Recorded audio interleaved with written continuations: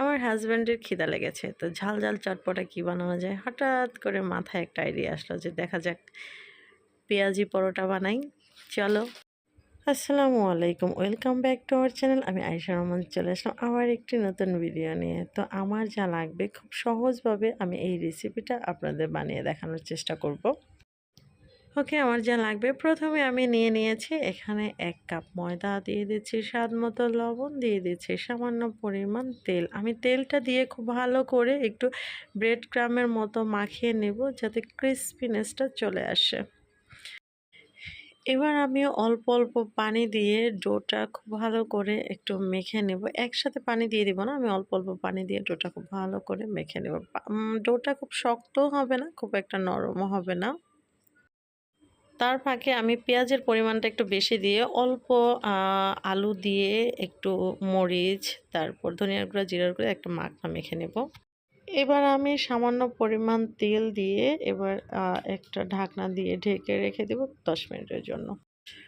ওকে, আমি আগেই দুঃখিত বলে নিচ্ছি, কারণ আমি 10 মিনিট হওয়ার পরে আমি এই মাখনাটা মানে পেঁয়াজের যেই পুরটা আমি আমার এই বলটার ভেতরে মানে ডোটার ভিতরে ঢুকিয়ে একটু ধনিয়া পাতা দিয়ে আমি বেলে নিচ্ছি, কারণ এটা অফ ক্যামেরায় পড়ে যাওয়ার কারণে আমি দেখাতে পারিনি। আসলে আমি এক হাত দিয়ে ভিডিও করছি, আরেক হাত দিয়ে বেলে নিচ্ছি, তো এই জন্য আমার একটা সমস্যা হচ্ছে।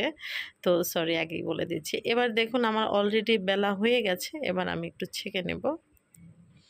উল্টিয়ে পাল্টিয়ে ছেঁকে নিলেই রেডি হয়ে যাবে সেই চটপটা পরোটা।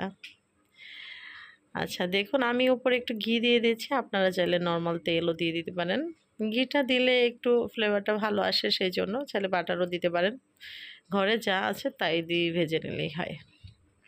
তো পরোটার মতো এরকম উল্টে পাল্টে ভেজে নিয়েছি। এই যে দেখুন কত সুন্দর দেখতে হয়েছে, খেতেও কিন্তু অসম্ভব টেস্ট হয়েছে।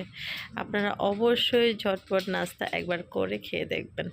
দেখুন একটি পেঁয়াজি পরোটা আমি কেটে দেখাচ্ছি আপনাকে। দেখুন কতটা পেঁয়াজ দিয়েছে আর কতটা আলু দিয়েছে। আমি দেখুন আলুর পরিমাণটা খুবই কম ছিল, পেঁয়াজটা অনেক বেশি ছিল।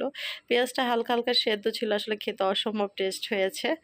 তো সাথে আমি দই দিয়ে এটা সার্ভ করেছি। আমি দইয়ের সাথে সামান্য পরিমাণ চিনি দিয়েছি। আমি আমার টেস্ট অনুযায়ী, আপনারা যদি একটু মিষ্টি খেতে চান একটু অবশ্যই মিষ্টি বাড়িয়ে দিবেন। তো তারপরে আমি এটা মরিচ দিয়েছি উপরে। এই টক মিষ্টি দই আর হচ্ছে এই পেঁয়াজি পরোটা খেতে অসম্ভব টেস্ট লাগে। তো যারা যারা দেখছেন তাদের সবাইকে অনেক অনেক ধন্যবাদ। সবাই ভালো থাকবেন। আসসালামু আলাইকুম।